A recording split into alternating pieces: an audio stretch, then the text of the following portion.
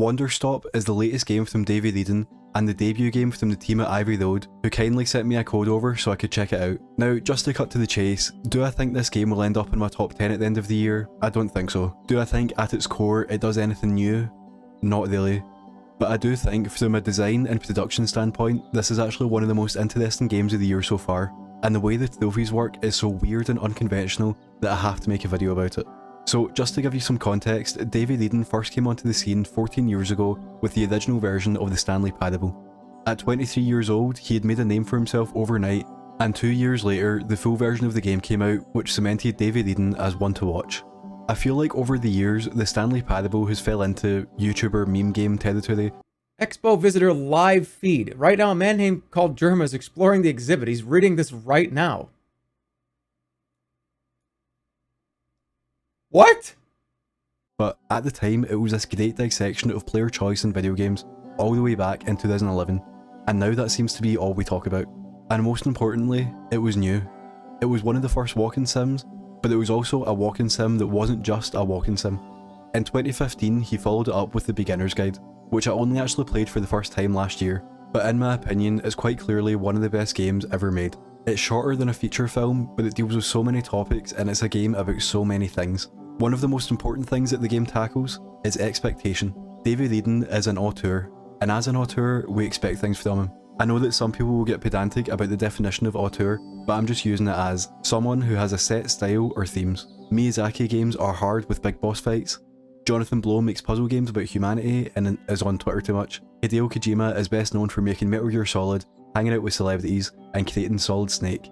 So is it any surprise that his next game has Solid Snake, his next game has a bunch of celebrities, and his next game is Metal Gear Solid? We know what kind of games these people make, so when David Eden announced his next game after 6 years of waiting, we all knew what it was going to be.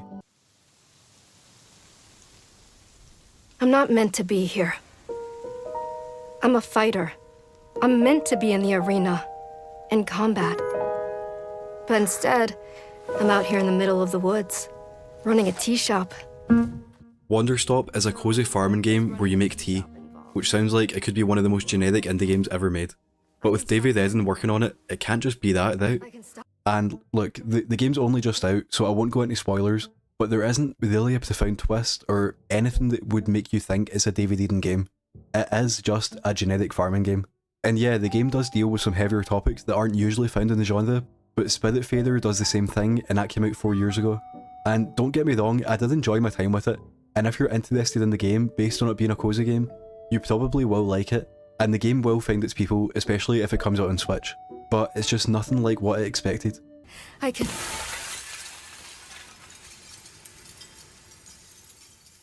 And honestly, that's fine. Obviously, I wish it was some kind of genre-bending critique on the existence of the cozy game, but it isn't. However, it is what Davey and the team chose to make, and the game still does have some interesting things to say about the genre and about games themselves. But first, let's actually talk about the game and how it plays. And remember, no major spoilers. So in the game, you play as Alta, and you're in charge of the Wanderstop tea shop. Customers will come up to you and ask for a specific type of tea, but they're always quite vague and don't tell you the exact ingredients they want in it. So you're going to have to look at your field guide and work out which fruits match those flavours. And once you've decided, you need to grow the fruit. In your pocket, you've got coloured seeds, and if you arrange them in a line of 3, you get a plant that makes more seeds. But if you arrange them in a triangular pattern, you get a plant that makes fruit. The farming is super easy, and you can very quickly turn a handful of seeds into an entire bagful. Once you have your fruit, you go to the tea machine, you fill it up with water, heat up the water, move it into this chamber, and stick your fruit in. But to make tea, you need tea balls. So you'll need to go out and fill your basket, then wait a bit to get 2 tea balls.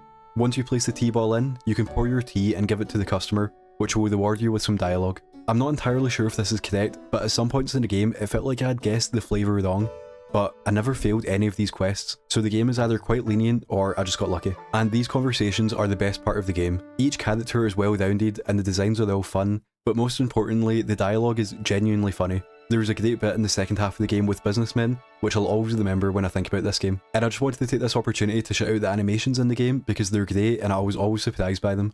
And I also wanted to shout out the soundtrack, which is actually composed by Daniel Rosenfeld, otherwise known as C418, who's obviously best known for Minecraft, and the music always adds to and elevates the conversations.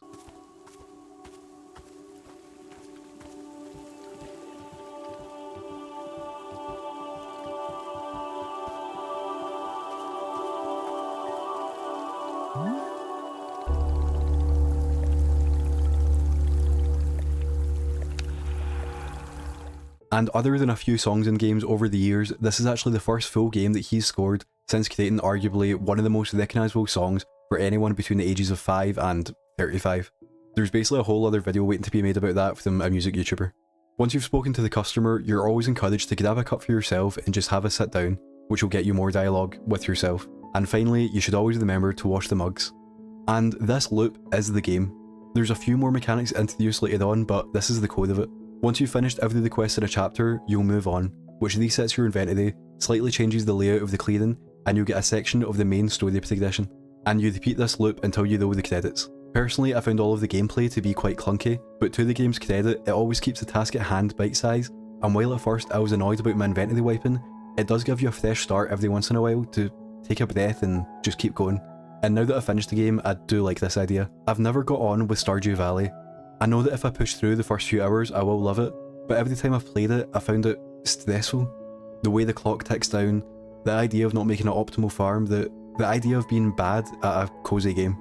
But Wanderstop kills this part of my brain by not even allowing you to be good or bad at it. You just are. You run a tea shop and have conversations, and that's it. So like I said, there's a lot going on in the story of this game, but the main theme that resonated with me was the idea of burnout culture and taking a break. When we play cozy games, or just in general any video game to escape from either issues in our personal life or the inescapable daily news at the moment, are we healing a part of ourselves by thinking about something else, or are we just hiding from it? Why have I played 170 hours and counting of Power Wash Simulator, which I'll even admit isn't actually doing anything for me personally other than hitting my dopamine receptors? So why have I played so many hours of it when I could spend those hours doing literally anything beneficial to me?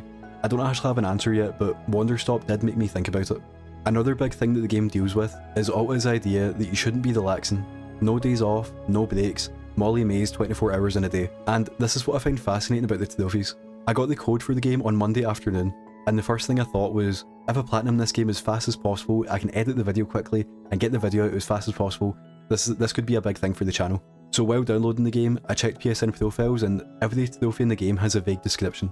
This is weird, but it's not that weird. Like, just in the past few months, both Black Myth Wukong and Split Fiction came out with vague trophy lists, and they're tied to actions in the game, and you just need to work them out. So without a guide, I started playing the game guessing what the trophies were going to be. Bear in mind, this is the same guy who implemented an achievement called Go Outside, which is for playing the Stanley Parable and then not playing it for 5 years. So I had my work cut out for me. I was looking at the game as a set of objectives to tick off. Okay, obviously there'll be one for finishing the game, and there'll probably be a few more story ones along the way. Maybe there's some side quests that I'll need to do. Clearly you have to grow every plant. Maybe you get one for putting a photo in every frame of the shop. When you drink tea made from a certain fruit, it gets ticked off in your journal, so obviously we have to fill out the journal. But about an hour into the game, I picked something off the shelf and got her gift, which I guess is for picking things up off the shelf. 20 minutes later, I took a picture and got so much time, which must be for taking a certain amount of pictures. 20 minutes later, I sold this item to a shop during a request and I got what is needed, which is tied to this side quest, maybe? And again, 20 minutes later, I put this item on a shelf for satisfactory. There can't be two separate trophies for putting things on a shelf. And then for the next 5 hours, trophies continued to pop in the most random times that I couldn't work out what I'd actually done to earn them. Even sometimes interrupting dialogue and another one involving a shelf. Until finally, in a conversation near the end of the game, I got my final trophy inward, and then the platinum, which is called All Done, half an hour before I'd even finished the game. And finally, it clicked. The David Eden twist, criticism and message isn't actually in the game itself. It's in the console and Steam UI. This game is about a lot of things, but to me it's about achievement culture and toxicity. I've spoken to so many people who've experienced burnout with video games purely because of their desire to 100% every single one. Because, let's be honest, getting the platinum in most games isn't actually even fun. Just recently I spent about 10 hours playing Sonic X Shadow Generations and I had fun with the game, and then I spent another 20 hours following a collectible guide to a T just so I could get the platinum. But like, why did I actually want to do that? There's so many amazing games that I own but I haven't played yet, and there's so many videos I have ready to be edited, but I chose to spend my time doing nothing. And it confuses me even more when I see people following trophy guides for Outer Wilds, Fez, Tunic and Animal Well.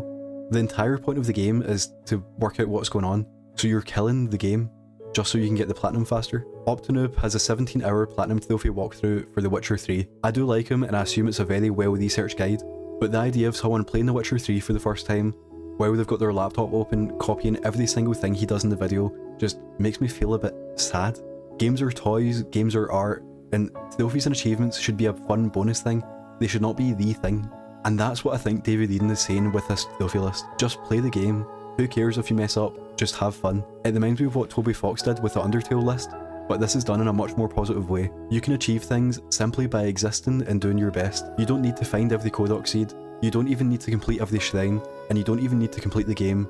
Just have fun, take a deep breath, and have fun.